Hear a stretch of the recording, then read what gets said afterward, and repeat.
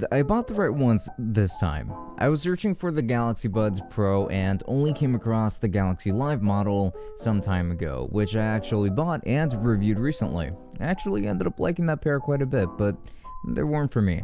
But this time, I have my hands on the real deal. And I have to say that while the Buds Live were great, these are certainly different, and I have so many things that I want to say about the Galaxy Buds Pro. Right off the bat, I'm going to be very harsh, and I want you all to understand that I'm doing this for the sake of giving you an honest review, rather than to just be a complete jerk, because I don't believe in doing that.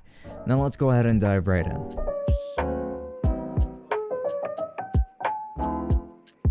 Before we continue, I just want to remind you that we have a Twitch channel where we stream every Friday and Saturday from 8 p.m. and to 10 p.m. Eastern Time, so why not go ahead and drop a follow? And also don't forget to follow us on Twitter and Instagram, and also make sure to check out the merch store. There's plenty of black and white sweetness to choose from up there, so go ahead and check that out. And then make sure to take a look at the podcast as well, as the podcast always goes live every Wednesday and Sunday. And with that said, enough rambling, let us get straight into the video.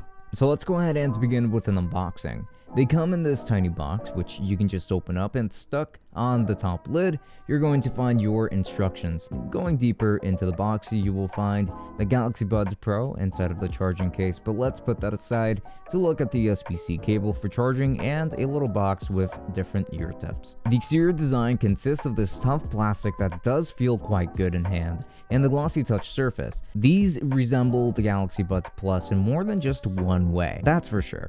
This time around, I believe that there are only 3 colors for these, and the black ones are the ones that look the best in my opinion. The carrying case, or the charging case I should say, is made of metal and it's going to be magnetic with wireless charging support and a USB-C port. Everything is so far falling into place. Now let's talk about comfort. These are actually very comfortable. I criticized the shape of the Galaxy Buds Live since it interfered with executing gestures, and they didn't really fit me very well because of it either. But these have a much more comfortable form factor for me, and I have no complaints about the fit whatsoever.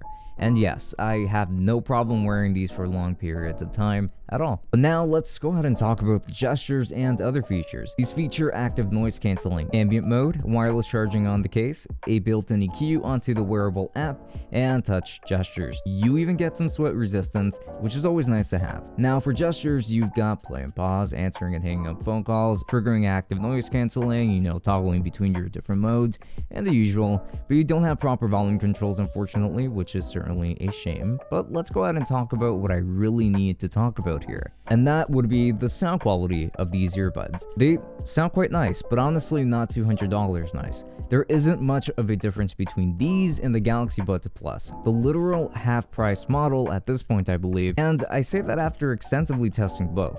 These have okay audio separation, nice bass and clarity on the vocal. Things don't muddy up in the normal EQ setting, which is nice and probably where you should keep these for sure. Now there's going to be a bass boost mode, which does actually come in handy and does add a little bit more bass, though it won't always be noticeable. It does depend on what genre of music you're listening to, but at higher volumes, depending on the song, it can distort the bass drops, and that's just not so great.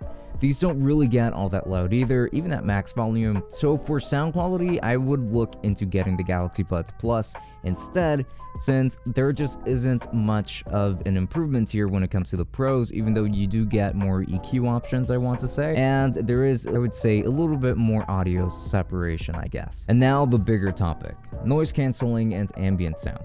Let's start with ambient sound. They did a great job here.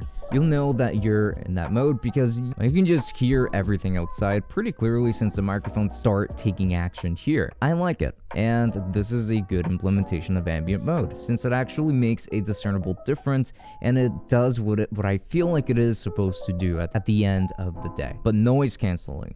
Let's talk about noise cancelling on these, and this is going to turn into a bigger conversation about noise cancelling in general. But let's go ahead and describe it. Noise cancelling on these doesn't really feel like it does anything, even at the high preset. You do get 2 presets, low and high. They feel like they only really work when you're playing music, which really just comes across as a glorified volume booster.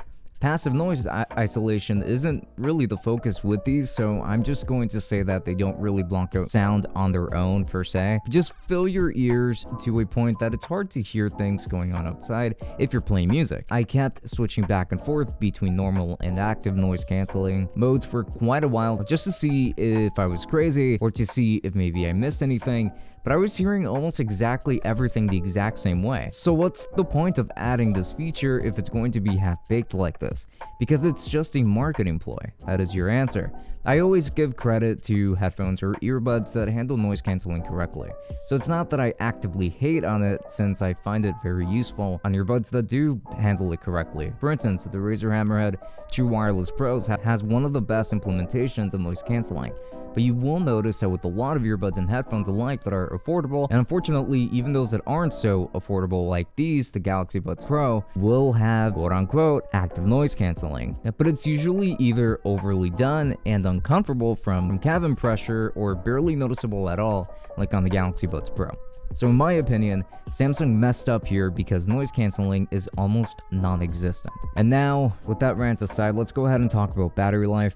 It's okay, mostly on the mediocre side of things. Unlike the Galaxy Buds Live, the Pros have a significant drop in battery life. You get a total of about 18 hours of battery life with 5 hours per full charge and an additional 13 hours from the case itself.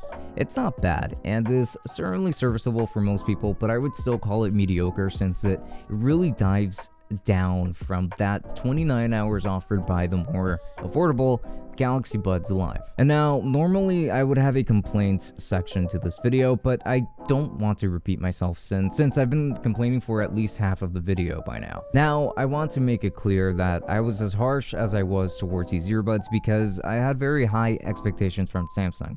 I love the Galaxy Buds Plus for being so affordable and sound so great, and they actually have really good passive noise isolation. Not active noise cancellation, but passive noise. And the Galaxy Buds Live were great too. They were just uncomfortable and gestures were hard to execute, at least for me, but my mother loves them. But these just feel like slightly larger versions of the Galaxy Buds Plus, and while ambient mode is nice and works well, noise cancelling is a dud here and ineffective. I don't think that these are bad by any means because they do sound great, but the Galaxy Buds Plus are much more affordable and sound about the same. I'm not comfortable recommending the Pros as an upgrade or even as a standalone model, really, because there are simply more cost efficient and performance efficient pairs out there. These are just missing the mark here. These are overpriced. You shouldn't get them. But that's just my opinion, of course. But if you still wanted to get these, then I'll be making sure to leave affiliate links down to Amazon in the description. But it won't just be to these. I'm also going to be leaving links to the Galaxy Live and also to the Samsung Galaxy Buds Plus, because those are two pretty decent pairs as well.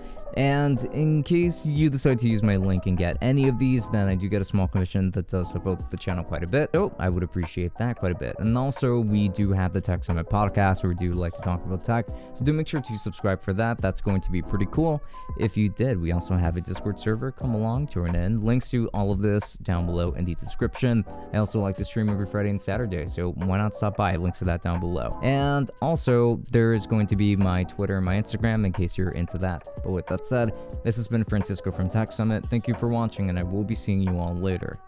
Enjoy.